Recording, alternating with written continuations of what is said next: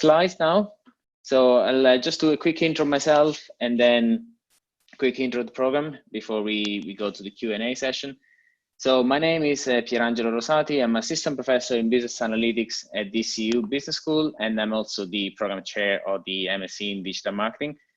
My background is not strictly related to marketing, but I've been working on changing my profile over the last 4 years, moving more towards the analytics. And the fact that an assistant professor in business analytics is the program chair for this program should give you a good hint in terms of the fact that we are very data driven. So you have my contact details here. You can feel free to reach out via email or Twitter or LinkedIn if you have any questions after this. Sorry, I just yeah. If you have any question after this this webinar. So just an overview of the program, how is that structured. So there are 6 core modules, 10 credits each, plus an individual dissertation or a practicum project, which worth 30 credits. So overall 90 credits. 10 credit modules means that they are running from September all the way to April, and then you get the final marks in May. So that's across all the modules. Of course, we tend to release provisional marks on single pieces of assignments throughout the year, but that you will only receive your final mark for each module in early June, actually. But just a quick overview of different modules. So we start with the digital marketing mechanics and ownership. That's where we cover SEO, Google Ads, and all the mechanics and content marketing. Digital advertising and communication. This is all mostly related to advertising, starting with the advertising theory all the way to going through number of examples of different advertising for different emotions, how to trigger different sort of reactions and so on. Digital marketing and e-business management. This is a module that is slightly different than traditional modules because it's mostly event based. So we organize 6 to 8 mini conferences a year, which are designed for students and for industry attendees. And they cover lots of different digital technologies and give you an idea of what are the business applications and real life applications of all those technologies. And then we have strategic thinking and marketing strategy. So this is actually divided into 2 main blocks, as the title says. So strategic thinking is more about how to develop that thinking. It brings you think about the future development, the short, long to medium term implications of any business action, and then marketing strategy are more focused on the marketing elements of the strategy, and essentially how to translate different business objectives into marketing tactics and strategies. Then we have applied web design and development. In this module, you will learn essentially how to develop in WordPress, how to use, for example, Google Tag Manager, all the technical details around building up and maintaining and optimizing your website. And finally, we have the module on data analytics and metrics. That essentially starts with an introduction to statistics or refresher if you've done already statistics in your undergrad or in your past experience. And then we move, in the first semester, we move all the way up to learning about machine learning, artificial intelligence. And then we move to marketing metrics in the second half of the course. So in semester 2, which is essentially how to measure, what kind of metrics you should consider to measure different marketing performance across different channels. And we go, for example, on all the way to how to optimize budget for paid advertising and so on. Finally, we have the individual dissertation or practicum. So each student in our program has the opportunity to choose between these two capstone projects. Most of you might be familiar with the idea of dissertation, so I will focus more on the practicum. The practicum is essentially is a project which starts in February and goes all the way to July, and it's designed for you to engage with the company for 6 months, and you will have to do primary research. So it's a group project. Okay, so as a group, you will have to do primary research and then applied elements. And these are equally important. So it's a massive, it's a big enough project that you have to undertake as a group. And to be honest, that's one of the key things that future employers might be willing to know more, because most of the time that's the first heavy digital marketing project you've been working on. So we strongly recommend to go for the practicum, unless if you want to stay in industry. Dissertation might be better if you plan to do a PhD afterwards, for example. Who will probably be teaching you? I would say probably, because sometimes our workload changes from a year to another. But the general idea is to say that we tend to teach this program as a small team of lectures. And the reason behind that is that we tend to coordinate a lot in terms of in order to ensure that you get a coherent experience throughout every module with no gaps, and we tend to refresh our program every year. But we also integrate our expertise with a number of guest speakers and external speakers with different levels. Say we tend to have speakers from middle to senior level management kind of people in interacting with our students. As I said, that's mostly comes through the industry event that we organize, the mini conferences, but we also invite guest speakers into each of our modules, because we firmly believe that you should be exposed as much as possible to real life rather than just books, let's put it that way. So how will you be assessed? The program is 100% continuous assessment, so there are no exams, but there are a number of smaller pieces of assessment throughout the year. Generally speaking, you can expect to have an assignment every couple of weeks on average across all the modules, probably even one every 10 days. That's probably more realistic. So we don't deny the fact that this is a very demanding course. It's very applied. So industry engagement is one in the industry exposure for our students is one of our key differentiating factors compared to other programs. But then it's very, very intense. So you should consider this as the equivalent of a full-time job for a year.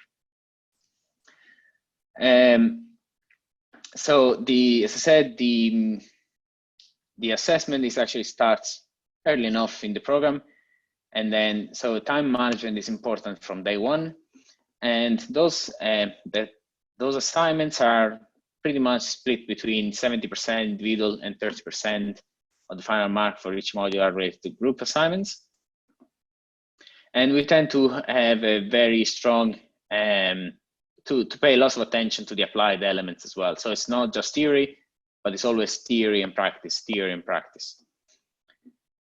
Another key element for us is to try to have our students to engage with companies also for smaller projects than the practicum. So in every module, you will be assigned to a client to do a specific piece of assignment. It could be from a digital marketing plan as a group, could be an expert review of a website, which is individual, digital marketing audit, an SEO review and SEO optimization as a group as well. Could be interviews in terms of trying to understand how they measure their performance. So, but that's essentially every module has one or two client-based assignments essentially. Generally speaking, the marketing system, if you're not familiar with it, goes from 0% to 100, where 40% is pass. And you say there are also some exit options if you want, or you can also register for lower, lesser rewards, which are essentially if you can put together 30 credits, which means 3 10-credit modules, you can exit with a graduate certificate. If you put together six 10-credit modules or 3 modules and a practicum, 60 credits overall, you can exit with a graduate diploma in digital marketing. Of course, then if you put together 90 credits, it's the full program, and that's an MSc. An idea of the timetable. This is the timetable for this year for semester 1, but essentially it stays pretty much similar. We have a similar timetable every year because that's the amount of hours, contact hours doesn't change. So generally speaking, you can think of a timetable which is Tuesday to Friday, 4 hours a day. Now, having said that, sometimes might have 4 hours on a Tuesday for some of the modules, and then you might have not. It's not. Some of the modules have have a more flexible schedule, but generally speaking, it's Tuesday to Friday every afternoon. So last year, I asked our students to give me to say, okay, what kind of a recommendation would you give to the new students, to the new class when they start? And this is what they said. Of course, I selected some of them, and because there were too many, but they were the key messages. So generally speaking is be curious, be self-motivated, and be hungry to learn. So as I said, we tend to refresh our content in every module every year, and we expect you to be curious about digital marketing, because essentially the more you learn in the program, the better you will be when you go out from the program. And we know that how employers appreciate students coming from our program for that reason. Be prepared to do the extra in terms of reading, practical work, etc. Now, I'll be brutally honest with you. This is probably one of the toughest programs in the business school. But on the other side, once you go through it, you will see the price in terms of the prize. Sorry, and you appreciate all the things that you learn. So it's, as I said earlier, it's very intense, but we tend to put lots of effort on our side as well in terms of making sure that everything is very, very up to date and very, very useful for you when you come out. Go for it. Excellent course, but needs hard work. So this is a recurring theme. Okay, so be prepared to put the hours. That's the main message, really. And to be prepared for sleepless nights, but fully committed. Days off is not really a thing, and then start early. So where some of our past students have struggled is they wasted too much time at the beginning of the program, and they found it difficult then to catch up because the workload starts to ramp up very quickly. So generally speaking, my suggestion is be ready to start studying from day one. If you come to the program and then you're looking for accommodation, you're looking for different things in the first 2 weeks, then it's you will need to catch up with work, and it's never easy to do so. Don't leave things to the last moment. Don't be afraid to ask questions or ask other students if you need help. So our class tends to be relatively small, so we won't accept more than 40 students. So that means that essentially it's a small group, and then you will end up working with lots of different students throughout the year, and it generates a nice environment in the class. So everyone is on the same boat, and everyone is essentially, sometimes someone looks for help, sometimes they give help to someone else.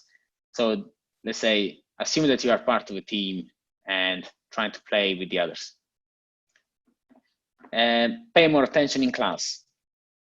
So our lectures tend to go beyond what we say on slides sometimes, just by giving examples based on our experience or based on our work with other clients and so on. So if you should we always strongly recommend actually to attend classes, even if we don't take attendance. But given that the classes are small, we know exactly who's coming, who's not coming.